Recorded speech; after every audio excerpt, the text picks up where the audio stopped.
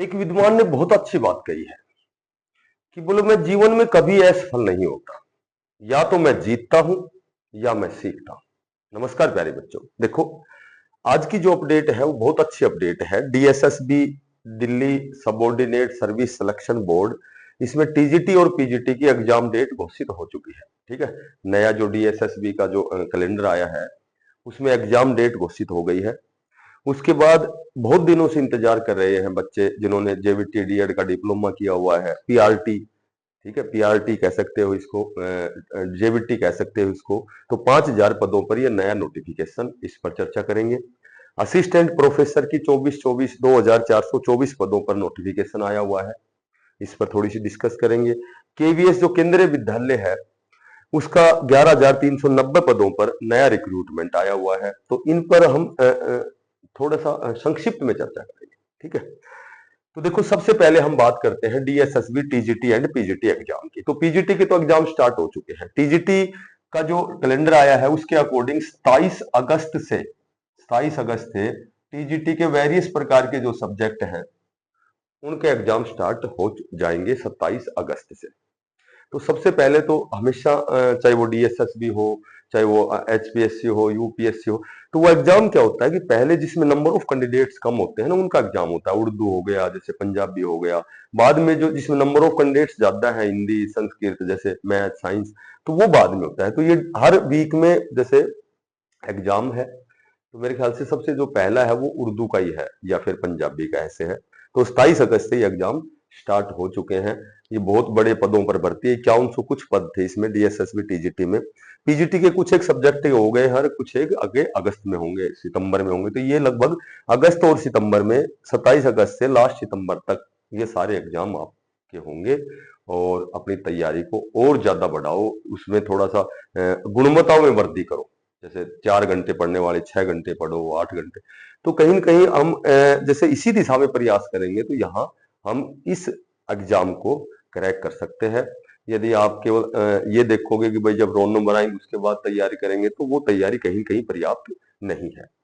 PRT की बात करें तो एक आरटीआई लगाई हुई थी। तो आरटीआई में लगभग ये जो पीआरटी का जो एग्जाम होता है, ये एमसीडी और डीईओ मिलकर के लेते हैं। ठीक है, तो इसमें लगभग जब आरटीआई का जब जवाब मैंने पढ़ा था कल तो उसमें लिखा हुआ था कि लगभग 1147 और कुछ 2300 कुछ इस तरह से 5,000 प्लस पदों पर ये नोटिफिकेशन बहुत जल्दी शीघ्रता शीघ्र आपको अगस्त में देखने को मिलेगा। और जो साथी दिल्ली डीएसएसबी में या एमसीडी में, ठीक है, एमसीडी में यदि पीआरटी पदों पर जिन्होंने जेबीटी किया हुआ है उनके लिए बहुत अच्छा अवसर आने वाला है। और वो बच्चे कम से कम 2 साल से इंतजार कर रहे हैं, ये जो पीआरटी की भर्ती नहीं आई है। तो ये आपके लिए अच्छी खुशखबरी है कि लगभग अगस्त में आपको बहुत जल्दी का मतलब विद इन 10 दिन, 15 दिन, 8 दिन में ये नोटिफिकेशन आपको देखने को मिलेगा। ठीक है, इसमें वही होता है। इसमें यदि हम बात करें, थोड़ी सी सिलेबस की बात करें, तो इसमें 2 एग्जाम होते हैं 100-100 नंबर के। तो 100 नंबर का जो पहला एग्जाम होता है उसमें तो सारे सब्जेक्ट होते हैं, जैसे हिंदी भी होती है, ठीक है, मैथ भी होता है, इंग्लिश भी होती है, उसके बाद रीजनिंग भी होती है, उसके बाद जीके जीएस भी होता है। तो जीके जीएस तो करंट ही होता है। तो ये 20-20 नंबर के 5 सब्जेक्ट होते हैं। तो ये 100 नंबर का एग्जाम ये होता है।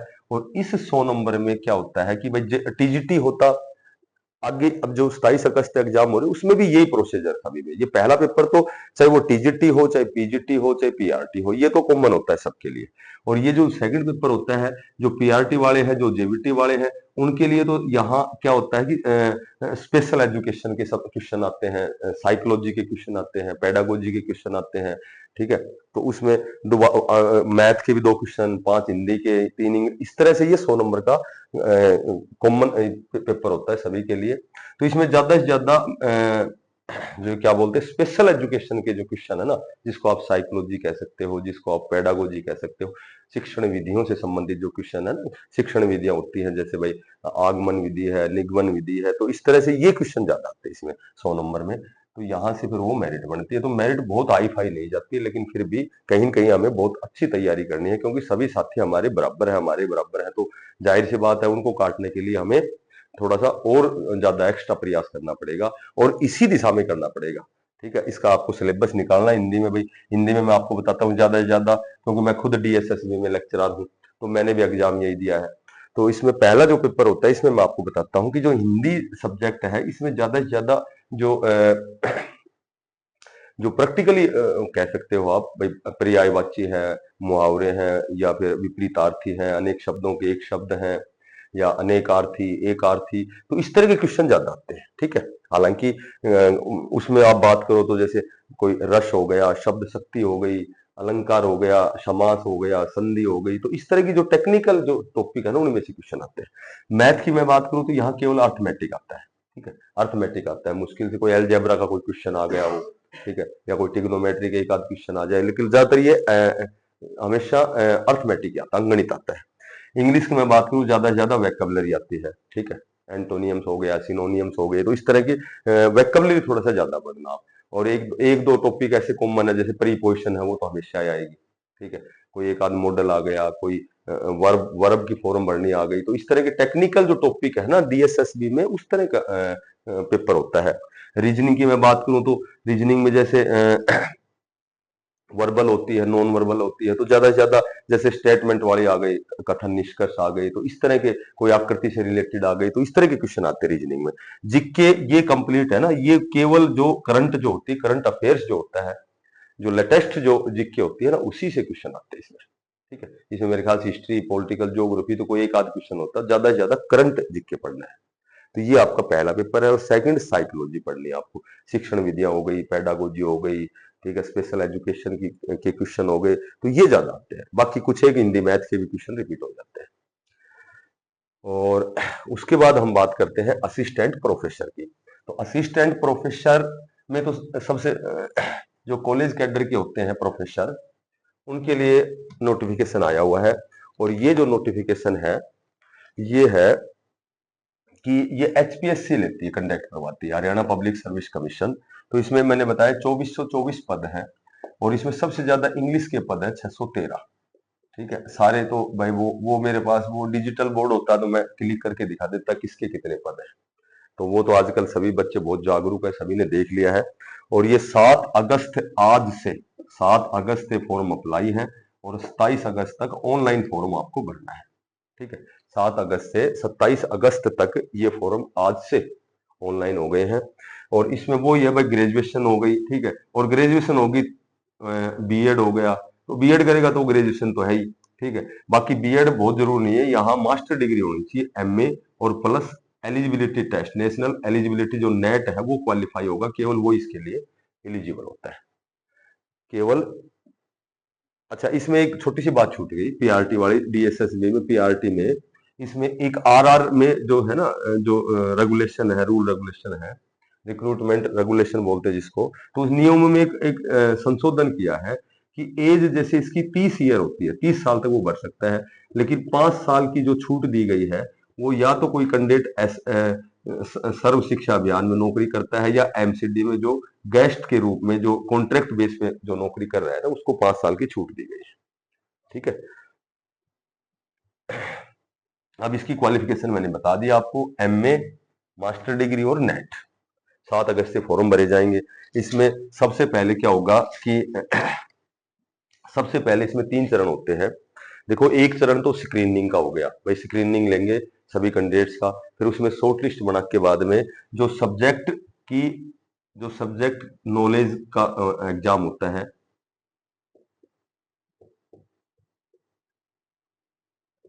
सब्जेक्ट नॉलेज का सेकंड पेपर होगा, जो शॉर्ट लिस्टेड कैंडिडेट होंगे, और उसके बाद में फिर उसके बाद में इंटरव्यू होगा।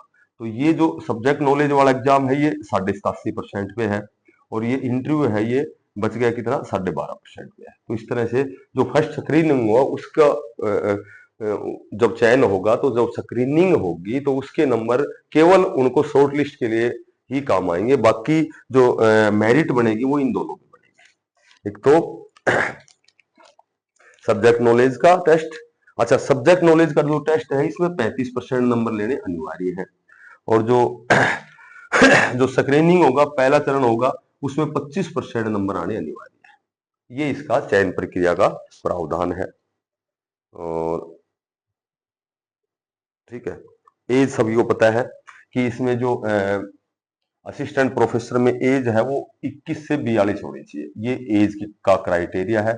और ये एज जो है ये 21 से 42 होनी चाहिए।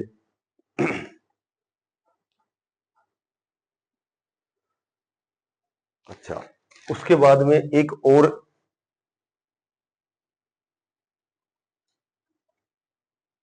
अपडेट है, वो है केवीएस की, केंद्रीय विद्यालय की। केंद्रीय विद्यालय है केवीएस में 11,390 पदों पर नया रिक्रूटमेंट आया हुआ है। और ये जो है इसमें क्या है कि इसमें जो फॉर्म है वो 12 अगस्त से स्टार्ट हो जाएंगे। 12 अगस्त से ये फॉर्म भरने स्टार्ट हो जाएंगे। और ये बहुत बड़े पदों पर भर्ती, इसमें एक सबसे खास बात ये है कि ये भर्ती 8 मास के अंदर होनी अनिवार्य है। ये स्पेशल उसमें कंडीशन है कि ये केवीएस की भर्ती ये 8 मास के अंदर होनी अनिवार्य है। तो इसमें पद बढ़ाए जा सकते हैं कि ये खास बात है। इसमें जो पीजीटी है, पीजीटी की 1926 पदों पर भर्ती है। उसके बाद जो टीजीटी है, टीजीटी 2693 पदों पर भर्ती है। उसके बाद पीआरटी के यहाँ पद जो है वो 2048 हैं। और उसके बाद जो पीआरटी म्यूजिक के पद है इसमें, तो म्यूजिक के 421 पद हैं। प्रिंसिपल प्रिंसिपल के पदों पर भर्ती हुई निकली हुई है, तो इसमें 44 है। ठीक है। और जो नॉन टीचिंग स्टाफ है, नॉन टीचिंग स्टाफ है, इसके लिए यहां भर्ती है 4068 पदों पर। और ये जो है ये एक खास बात और है, बिना एग्जाम सीधी इंटरव्यू है इसमें नॉन टीचिंग स्टाफ में। तो ये यहाँ पदों में भर्ती हो सकती है। 8 मास के अंदर ये पूरी भर्ती होनी है। 12 अगस्त से ये स्टार्ट हो जाएंगे। तो जिस भी साथियों का सपना है केवीएस का, और सपना क्या करेगा, जब बेरोजगारी है तो हम सभी फॉर्म भरेंगे, सभी अप्लाई करेंगे। अब विधाता ने हमारा दाना पानी कहाँ लिखा हुआ है वहां अपने आप भेज देंगे। तो हमें सारे फॉर्म भरने हैं। ठीक है। जिसने नेट कर रखा है उसके लिए असिस्टेंट प्रोफेसर हो गया। केवीएस में केवल पीआरटी में सभी को पता है जेवीटी या डीएड होना चाहिए। टीजीटी में वो बीएड होनी चाहिए। ठीक है। और पीजीटी के लिए मास्टर डिग्री होनी चाहिए। उसके साथ जो एक्स्ट्रा हायर क्वालिफिकेशन है वो तो हमारा अलग से बेनिफिट है।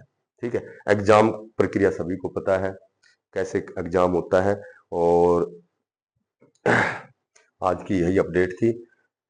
सभी साथियों से निवेदन है कि यदि आप चैनल पे नए हो या मेरे को पहली बार सुन रहे हो, तो आपके लिए नई नई अपडेट लेके आऊंगा, फिर बनाऊंगा। इसके लिए आपको मुझे अप्रिशिएट करना है, आपको बिना पैसे का सब्सक्राइब करना है, इसको लाइक करना है और शेयर करना है। सभी साथियों को बेस्ट ऑफ लक। धन्यवाद।